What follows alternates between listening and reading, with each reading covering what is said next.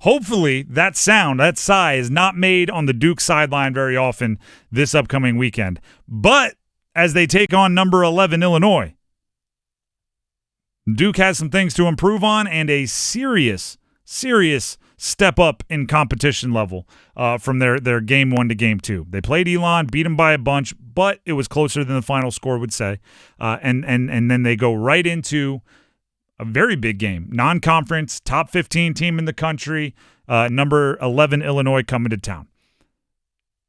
I went and did some, the research on Illinois to see what they're bringing.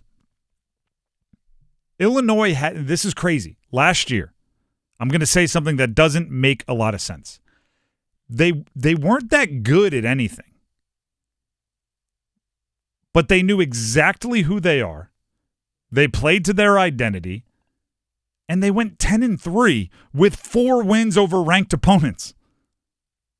Think about how it almost didn't make sense as I was looking it up. They beat South Carolina, who was I think 15th in the country, in a bowl game to end their season. They bullied Michigan. They did some very impressive things, despite on the surface going like, where does that come from? So I started a deeper dive. They were no better than 9th.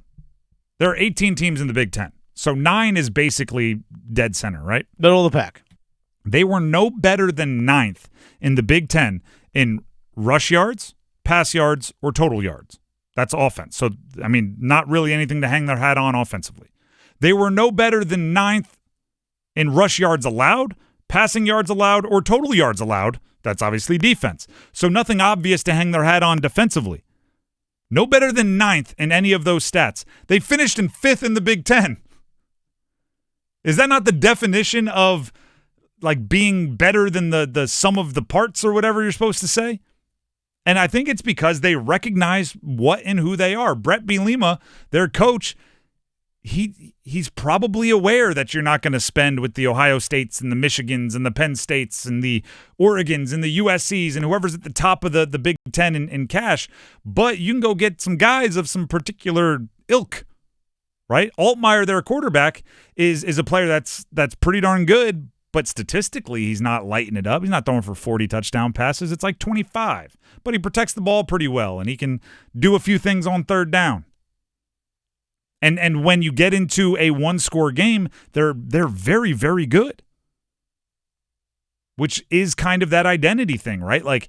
You may be bigger, faster, stronger, but we want to meet you in the middle of the ring. We're just going to brawl this thing out, and if it comes down to the fourth quarter, we like our chances.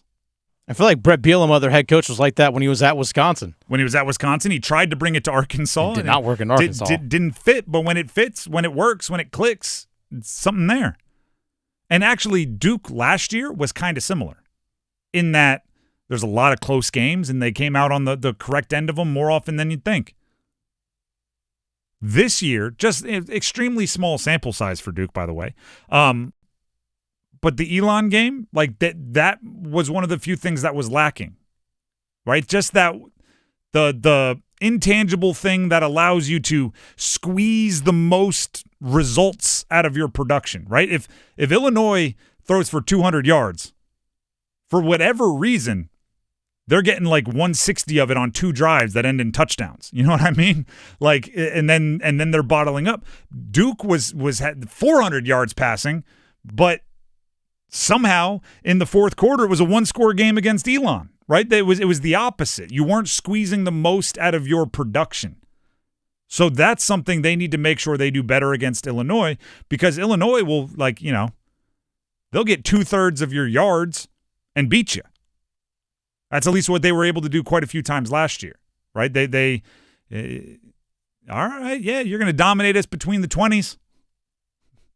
We're going to find a way to turn that touchdown you're about to score into a field goal, and then that's going to be the difference. So that's what this year's team has to figure out. Again, extremely small sample size, just one game against Elon, but you look at what Illinois did last year. A lot of the same faces returning, same coach, obviously. That's going to be part of their identity. And then lean on Darian Mensah's arm and let him go wild. But also, running game probably has to be better than it was against Elon as well.